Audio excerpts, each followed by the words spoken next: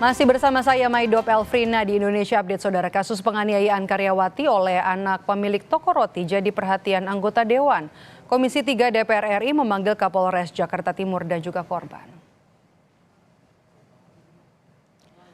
Ketua Komisi 3 DPR RI berjanji mengawal kasus ini hingga ke persidangan nanti. Dia juga akan berkoordinasi dengan Kejaksaan Jakarta Timur untuk menuntut pelaku dengan hukuman yang sesuai dengan perbuatannya.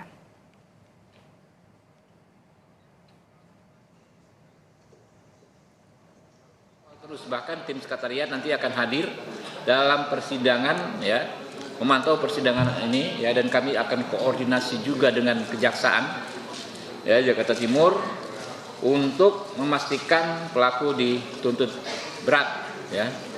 Karena saya pikir berulang ya Mbak Ayu ya peristiwanya ya, dan kita juga jamin ya nih Mbak Ayu tidak diganggu. Kalau kemarin kan tadi ada misalnya di seolah-olah ada pengacara dari Polda dan lain sebagainya, kita juga akan cari itu siapa orang-orang itu juga. Bukan begitu Pak kuasa hukum ya, dan sekarang sudah ada kuasa hukum yang baru. Sementara itu, anggota Komisi 3 Rikuwanto mengkritik penanganan kasus penganiayaan karyawan oleh anak majikan toko roti di Cakung, Jakarta Timur. Rikuwanto menyebut penanganan kasus lambat hingga memakan waktu hingga 2 bulan. Seharusnya 1 minggu bisa selesai. Termasuk videonya juga ada, kok sampai 2 bulan begitu. Saya tadi lihat penyelidikannya hampir 1 bulan. Terus penangkapannya hampir 1 bulan juga. Itu pun setelah viral. Nah ini jadi catatan juga, seharusnya itu bisa lebih cepat lagi ya. Kalau saya berpikir sebagai anggota Polri dahulu, kalau kita fokus kejadian itu langsung ditangani, 3 sampai seminggu itu, 3 hari sampai seminggu selesai tuh.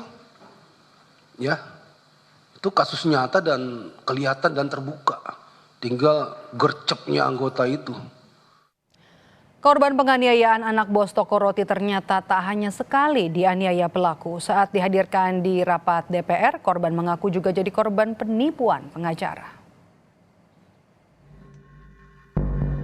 Setelah 2 bulan lamanya, Dwi Ayu Darmawati akhirnya menemukan keadilan. Anak bos toko roti yang menganiayanya sudah ditahan.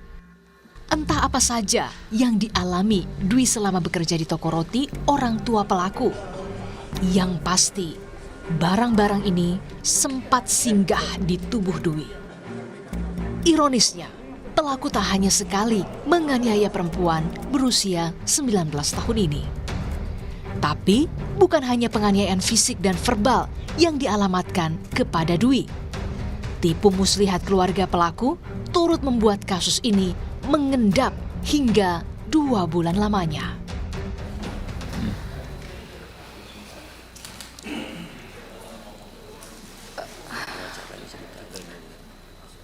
Ada cerita juga yang tentang pengacaranya. Saya sempat dikirimin pengacara dari pihak pelaku.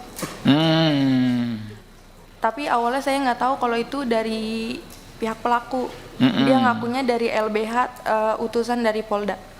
LBH utusan dari Polda? Iya, dia ngakunya. LBH apa? Disebutin aja mungkin. Kurang tahu. Dia ngomong itu aja. Oke, ngakui dari LBH ya, tapi Mbak belakangan tahu itu dari pelaku. Gitu. Awalnya nggak tahu. Oke. Terus pas pertemuan di Polres pengen BAP, di situ dia ngasih tahu kalau dia disuruh sama bos saya. Siapa namanya? Nama pengacaranya? Nama pengacaranya? Enggak. Pengacaranya siapa namanya? Bosnya siapa namanya? Pengacaranya saya nggak tahu namanya. Iya, nama bos Anda siapa? Linda. Fisik dan mental sepertinya bukan hanya kerugian yang dialami oleh Dwi. Di antara petaka yang dialaminya, Dwi masih jadi korban penipuan. Akhirnya mama saya ganti pengacara. Di situ pengacara yang keduanya nggak Kalau saya tanya tentang gimana kelanjutannya, dia selalu jawab sedang diproses. Ke si pengacara itu, yang dikirim si itu? Atau pengacara lain berikutnya? Pengacara kedua? Iya. Sama juga dari Polda juga ngakunya, bukan? Bukan.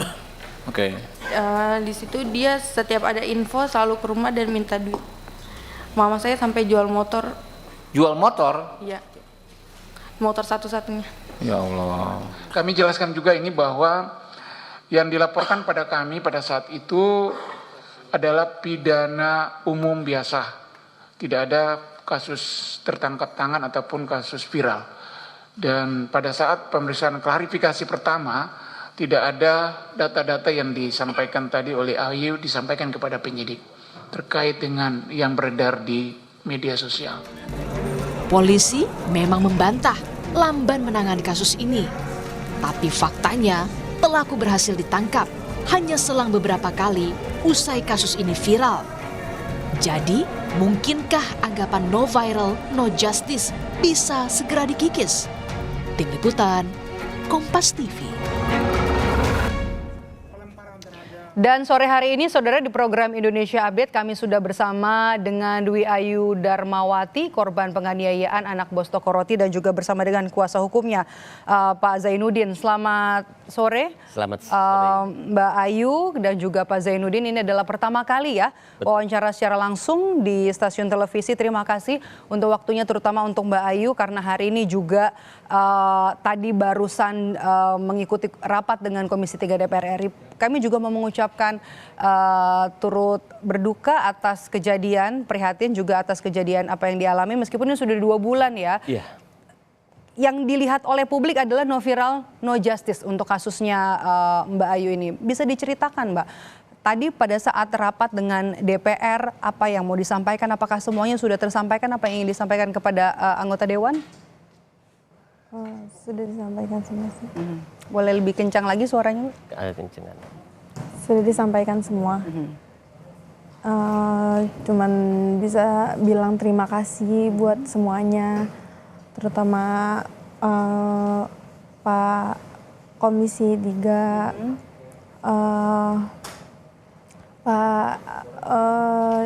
Pak John juga udah ngasih banyak bantuan ke saya.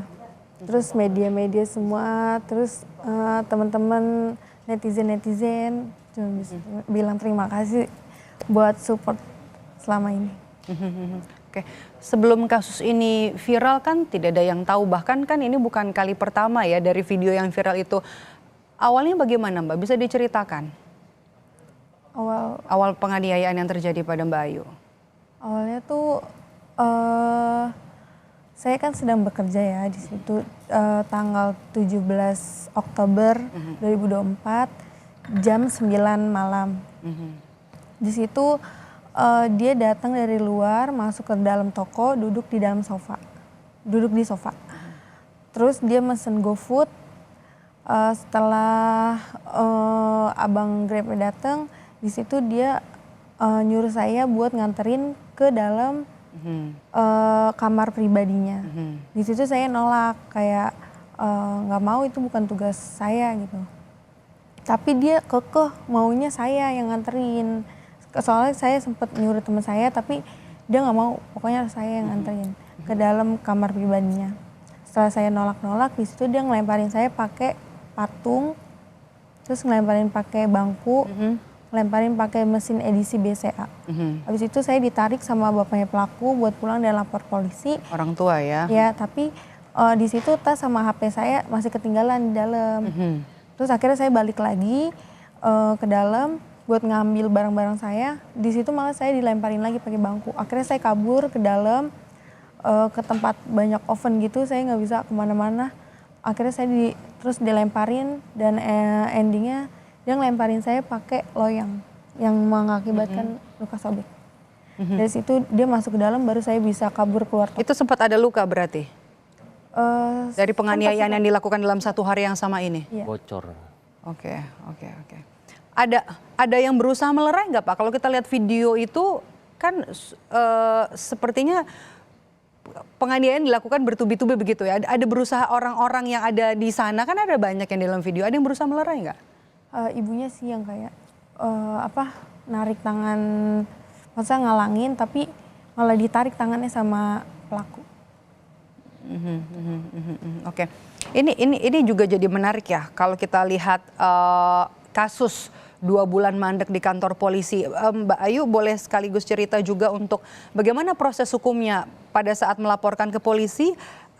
Awalnya lapor kemana? Ke Polsek Rawamangun? Iya, habis itu baru karena di situ nggak bisa nanganin, akhirnya ke Polsek Cakung. Terus Polsek Apa jawabannya? Tidak bisa menangani artinya maksudnya bagaimana? Apa kata polisi? Mungkin karena nggak tahu juga sih kenapa ya. Ada bukti-bukti juga yang dibawa pada saat ke kantor polisi? Baju sama foto video. Video penganiayaan. Ada visum, sempat divisum juga oleh polisi? Visum. Oke. Akhirnya dari Cakung tuh karena nggak bisa, akhirnya kita disuruh ke Polres Jakarta Timur. Di situ diterima laporannya, terus udah selesai laporan baru kita ke visum. Oke. Tahan dulu Mbak Ayu, ini juga jadi menarik ya. Tadi kita sempat sudah ngobrol dengan Pak Zainuddin. Pak Zainuddin ini baru resmi jadi kuasa hukumnya Mbak Ayu ini tanggal 15 Desember. Artinya ini hari ketiga ya? Iya, betul. Oke, sudah ada informasi waktu itu dari polisi apa penyebab tidak bisa ditangani? Ada ditolak 2 Polres Rawamangun dan juga Polres Cakung, bahkan juga 2 bulan mandek. Ya, jadi saya itu tanggal 15 itu langsung dari rumah itu setelah terima telepon dari Bang John LBM. Jadi tolong ini dibantu, dia bilang terkait hal lain-lain nanti urusan saya. Dia pokoknya backup semua dan saya langsung datang telepon Ayu. Kebetulan hari itu Ayu sedang ada undangan untuk BAP tambahan seperti itu gitu loh. Nah, kita kembali terkait Polsek Rawamangun kenapa menolak wilayah tempat kejadian perkara itu tidak di wilayah Polsek Rawamangun. Seperti itu. Sedangkan kalau Polsek Cakung memang Polsek kan memiliki kewenangan yang terbatas. Jadi terkait kes ini makanya diarahkan untuk langsung ke Polres agar bisa ditindak lanjuti lebih cepat seperti itu gitu loh. Nah, kembali ke tanggal 15 itu, nah kebetulan saya datang, pengacaranya ini Ayu ini sudah ditangani oleh 2 pengacara. Jadi pengacara pertama itu memang menurut Ayu itu dari orang tua pelaku. Nah, pada akhirnya ibunya Ayu ini berinisiatif mencari pengganti pengacara karena dianggap itu kan dari si pelaku, dari pihak pelaku, takut ada konflik of interest seperti itu gitu. Makanya diambillah pengacara dari katanya rekomendasi dari tetangga, dari temannya. Dan pada juga ternyata terafiliasi dengan keluarga pelaku. Yang kemudian menyebabkan penipuan itu ceritanya yang mana lagi Mbak Ayu? Tidak arahnya ke sana sih. Jadi pengacara yang kedua ini menurut Ayu dia itu seolah-olah ya tidak melakukan aktivitasnya, hanya dia mencoba meminta uang gitu sampai Ayu ini jual motor. Tidak ada upaya hukum artinya? Iya betul gitu, seperti itu. Jadi alasannya buat operasional biar cepat segala macam kan. Akhirnya Ayu ya habis-habisan, walaupun angkanya nggak seberapa, buat Ayu itu lumayan besar. Permintaan untuk motor itu bagaimana Mbak Ayu? Ada permintaan uang artinya dari kuasa hukum? Iya, karena mama udah nggak ada duit lagi, jadi mau nggak mau jual motor. Tapi motor dijual. Memang untuk biaya fee lawyer begitu? Iya. Untuk penanganan kasus ya? Iya. Oke.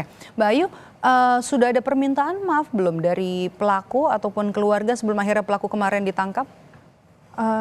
Ibu dari pelaku sih by chat. Ibu dari pelaku sudah menyampaikan pesan begitu ya? Kalau secara langsung bertemu?